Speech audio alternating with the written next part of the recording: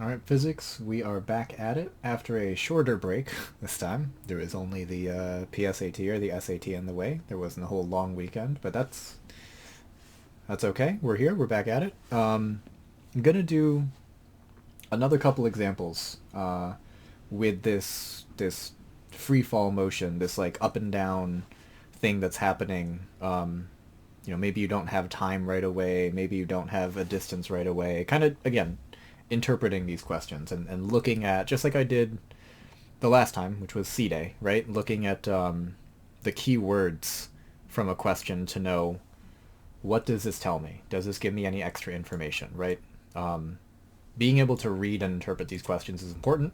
Reading is hard, right? That's rule number one. If I haven't said that yet, that's rule number one. Reading is hard, right? Second rule is counting is hard, but that's later. Now, when I'm looking at these, there are a few things that you kind of have to recognize, right?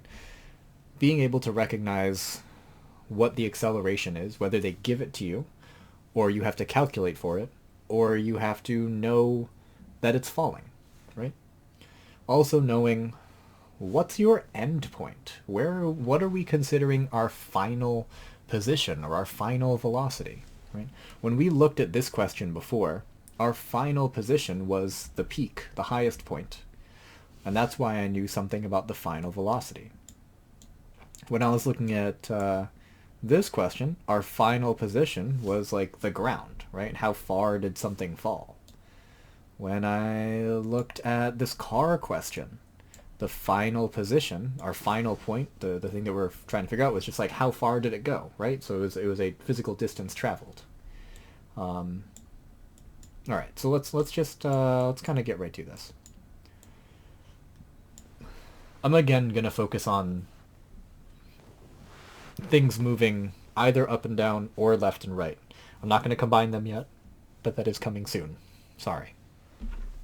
Now, the example I want to look at, and what I'd like you to do is like pause the video, try to see what you can figure out before I explain stuff. All right, but I'll give you the information for the question. An acorn falls from a branch. I don't know. 20. This looks like four corn. An acorn. My goodness. I can't even write. Did it again. All right. An acorn branch 25 meters off the ground.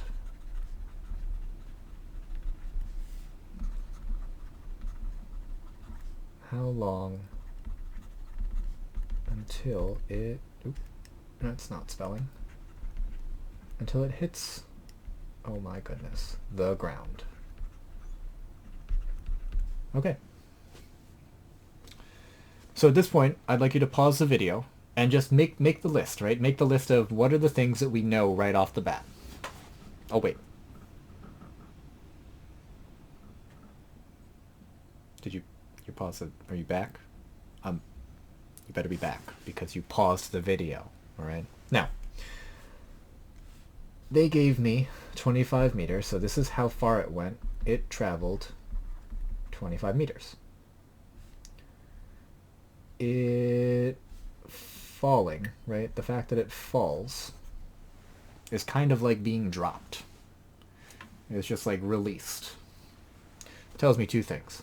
The first thing it tells me is that my initial velocity is 0. And it also tells me that my acceleration is the acceleration due to gravity. The last thing the question is looking for is how long does it take? What's the time? And somehow, with one number and two sentences, really one number and one sentence, I have enough information to solve this question. My change in distance is initial velocity times time plus 1/2 acceleration times time squared. So 25 meters is 0 times time plus half of 9.81 meters per second squared times time squared. This goes away. 15 meters is 9.81 meters per second squared times time squared Time squared is about math. I have a calculator. Really, I have my phone. It's 5.1 seconds, but then I need to take the square root. So the time is about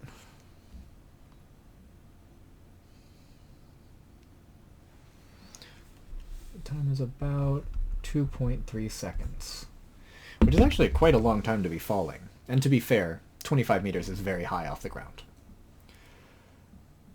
Now, one thing to be careful of, usually that you would be careful of, in your math class, you should remember that when you take the square root, you're supposed to worry about a positive and a negative. Negative time is not something that we need to worry about. Right? We're not going to have a negative time. That's not a meaningful calculation, so we'll take the positive time. This question, again, this is kind of the interpretation of this question, honestly. This part right here, pulling out, translating, right, this into numbers is the physics, and then this is like math. They go hand in hand, unfortunately. The next question I want to do, and again, I'm going to give you a chance to like pause and see, like, do you know what information we have? Let's find out, right? A person jumps straight up at 4 meters per second. How high are they at their peak? Alright, so again, what I'd like you to do, I'm going to pause the video, but I want you to try this, right? List what is the information that I know, and, you know, is it useful to, well, I guess not is it useful to me, but what information am I looking for, and what information do I still need? Alright, take a second. I'll wait.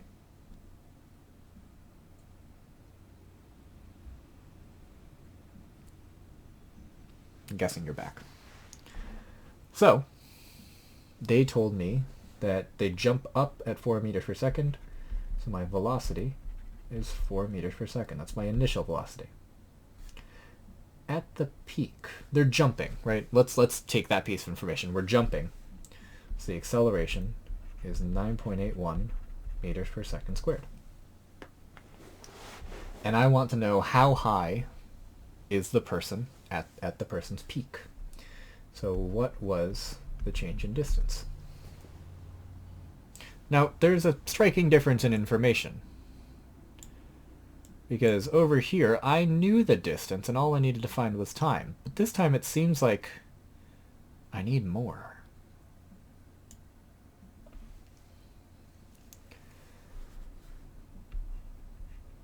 Being at the peak tells me something very interesting. And I think I talked about this the last time, but again, I want to make sure. I want to drive this home. When it's at the peak, right, as something moves up, it slows down, and at the peak it stops. For a brief moment in time, it's stationary. Which means that at the peak, which is the last place we're looking at this, right, how high do they go? How high are they at the peak? Which means that the final velocity is going to be 0. It's no longer moving up. It's also not moving down yet. It was moving up, slowing down, stops. Then it's allowed to move down. Right? Physically, in the world, right? You can't change direction without stopping first. Well, not against gravity. You can't go up and then down without stopping for like a brief moment. I guess if you're a projectile, if you are in free fall. This is in free fall. Person doesn't feel like they're in free fall because they're jumping upwards, but think back to our definition of free fall. Right? The only acceleration is gravity, and it points down, and we ignore air resistance. And this is a point that I'm going to come back to on E-Day. But right now, I know this much. If I come back to this, before I can find the change in distance, I need to find time. So again, I can use these to find time. Then I can use these to find the distance. I have two equations. I have two unknowns, so I should need two equations. If I do this, I can get a time. However, I need to be careful.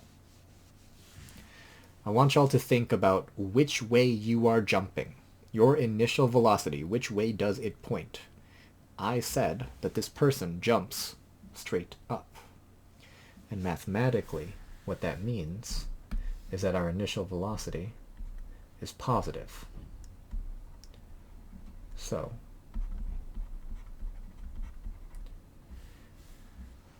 gravity pulls us all down, which means that the acceleration should be negative. They are fighting each other. And that should, again, make sense in your head.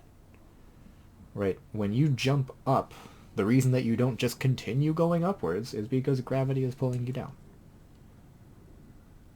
So they should be opposite signs and they should be fighting each other. Additionally, it will make the math make sense. When I do this math, 0 equals 4 meters per second plus negative 9.81 meters per second squared times time. So subtract this over. Negative 4 meters per second equals negative 9.81 meters per second squared times time. Think about what would have happened if both of the, if originally I had written this as a positive number. At this point, I would divide negative 4 by 9.81 and I'd get a negative time, which we said earlier doesn't make sense. So hopefully you would have recognized, hey, something went wrong. The fact that acceleration is a vector has become important again. It points down. Mathematically, that's important for us. Right? So I do this math and I find that the ball is in the air, or the person, sorry. This person is in the air for 0.41 seconds, I think. Let's see. 4 divided by 9. Yep, 0.41 seconds. Right, now that I have a time, I can use my big equation. How high are they at their peak? What is their distance? So I know, I'm going to move this a little bit just so that I can see what's happening. I know the initial velocity is 4 meters per second. I know that this is 0.41 seconds plus 1/2 of the acceleration.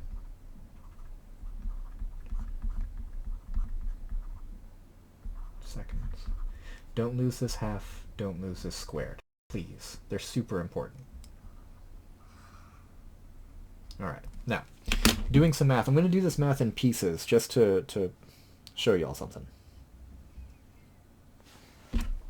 So this first part is 1.64 meters. This is how high you would go if gravity wasn't pulling you down. Nope. 9.81 times half times 0.41. But gravity pulls you down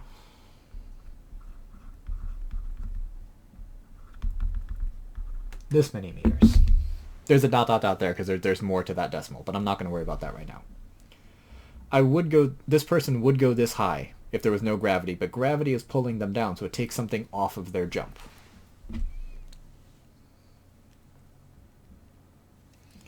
Right, so what ends up happening is that the distance that they go is about 0.82 meters, which is still almost a yard off the ground, right? That's still almost 3 feet off the ground. That's a fairly impressive jump, at least if you ask me, right? 36-inch vertical. Might not be exactly that much, but it's pretty darn good. Now, being able to kind of, again, pull apart, break down these short answer questions, break down these word problems is going to be really important. I foolishly botched the due date. As such, that's a me problem.